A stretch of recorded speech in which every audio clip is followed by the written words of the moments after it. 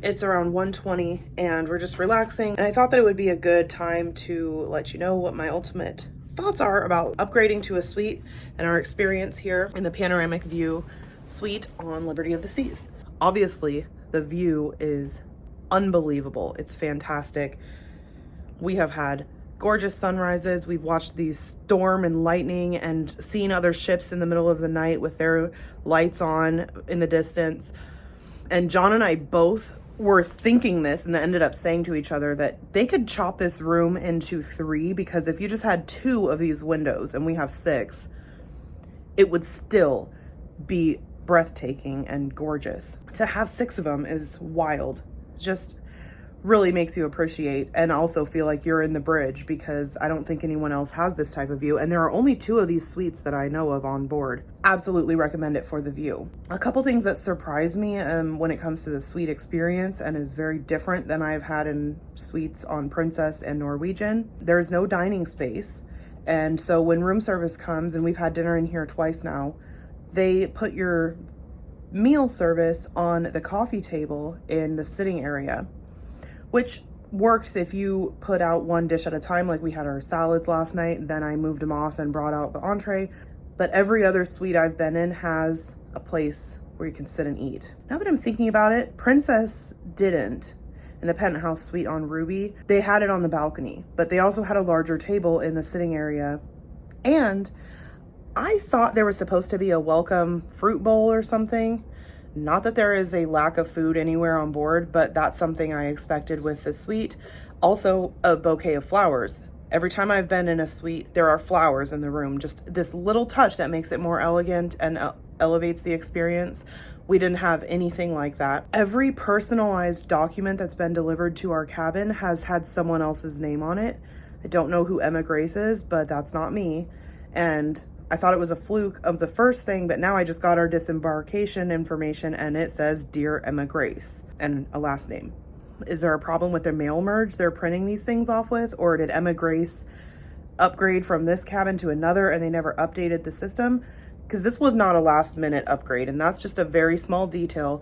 If they have the time to call and leave us a voicemail every day about what the next day has in store, they have time to look over the documents before they send them to us with the wrong name. Having the coffee machine in the room is awesome. We don't drink decaf coffee, and the pot comes with 2 regular and 2 decaf pods. I think this is something we could have requested from our steward, but we would each get 1 cup of coffee. And then John finally called yesterday and asked for another one, and our room steward said, well, normally you'll get 2 for the setup. That said, the coffee perk is awesome, and the suite lounge has a coffee machine, so you can go and make yourself an espresso, latte, cappuccino, macchiato, anything you want in that machine at any time. I believe it's open all day, every day. The suite lounge has been the biggest perk of being in this stateroom category, because we don't have a drink package, and you get to go there from 4:30 to 8 every night, and I think it's unlimited cocktails. The first day, they didn't ask us anything about our room. The second day, they did say, what is your cabin number? Then I started seeing $0 charges on our folio, so I think they're just keeping track of what was ordered in there, but there are no charges, and we tip the waiter cash while we're in there. There's a lot of storage. We have not unpacked our bags. We just put our luggage on the bunk beds and have been working out of that because it's a short trip. But if this was a longer cruise, having these massive cabinets and closets would be just awesome. Like for unloading formal night stuff, having your own separate space. Even if you were staying in here with up to 6 people, I think everyone could store almost anything they needed to without bumping into the next person's space.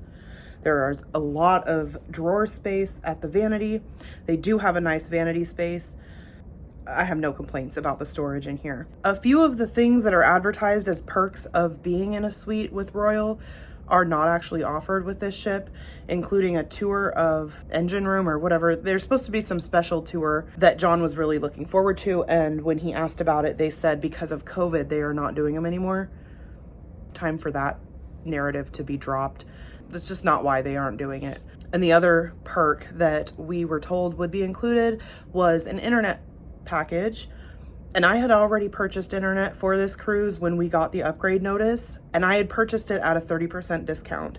So I went in and canceled that order.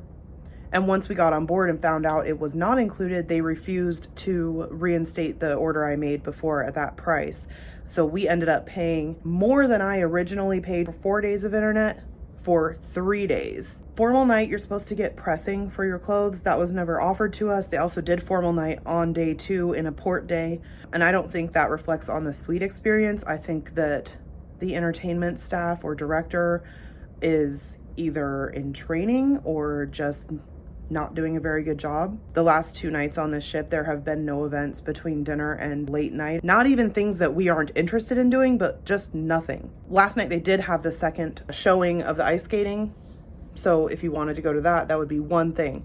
No karaoke, no trivia, an asleep ship. And I think I walked through a portion of it and showed that. But again, that's not a reflection on the suite experience. It's just this ship experience overall. I'm trying to think of what the other perks they listed were for suites. Oh, the Chops Grill breakfast. That's awesome. It's a very, very limited menu. It is maybe a third of what you see on the room service breakfast menu and half of what you see on the main dining room breakfast menu.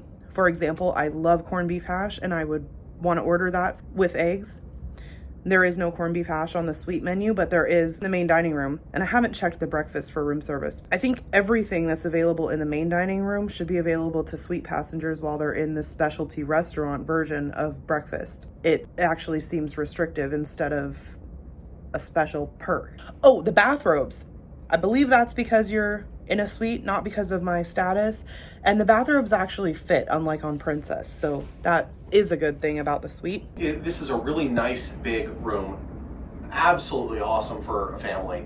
I don't know that this is a suite experience. Yeah, I don't think it is.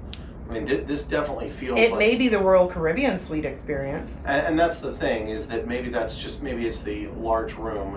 And there were, the lounge is really nice. That's a very nice thing. And they do reserved seating in some places that just don't seem that important to have reserved seating, and they don't do, discriminatory... Where is the reserved seating in the solarium? Right. I mean, that seems the ideal place to put some suite chairs. The main pool has suite chairs reserved, the solarium to get to, which have no cushions on them. There is nothing special about them. They are pushed in like sardines in a can, just like everyone else's chairs. They are not a desirable location. I don't know who would go sit there. On a sea day when the sun is out, which is the time that anyone would want to be by the pool, there is nothing inviting about that place. You bake like right out in direct sunlight, just with everybody else. I mean, anyway, please don't take this as a complaint session. I'm just evaluating the suite experience, and for what we paid, I do think that it was worth it because we would have spent way more than we did on our upgrades just on drinks alone. But we didn't get the value I thought we would out of the internet package. We didn't receive a flower display. We didn't receive a fruit bowl, and we didn't get the tour of anything that we were told would be a part of it. And I have been named someone else the whole time. Anyway, if you do the RoyalUp, just keep all these things in mind. Maybe bid on a different type of suite unless the view is what you're really looking for, because to me, the panoramic view was the main attraction of this room, and the suite lounge is a perk that you get with any category of suite. The one final thing I'll say about this cabin is that in a suite, I would expect at least a bathtub. And when I was doing the room tour, I walked into the main bathroom and thought it was the half bathroom because it has the same stall shower that a regular stateroom has. And so I said, oh, this must be the half bath and the larger one's going to be the second. And I walk in the second one and it has a sink and a toilet. I think our full bath is smaller than the bathroom that we had in our ocean view cabin, and even our interior cabin might have been larger. You're not going to have an elevated bathroom in this category of a room. I would think a bathtub should be a part of any category from mini suite on. All in all, this has been a really nice cruising experience. Nice to see what the suite level is on Royal, and very informative to us for future cruises to decide if we want to bid on or reserve a suite right from the get-go. Thanks for coming with us on this cruise, and if you have any other questions, feel free to post them below.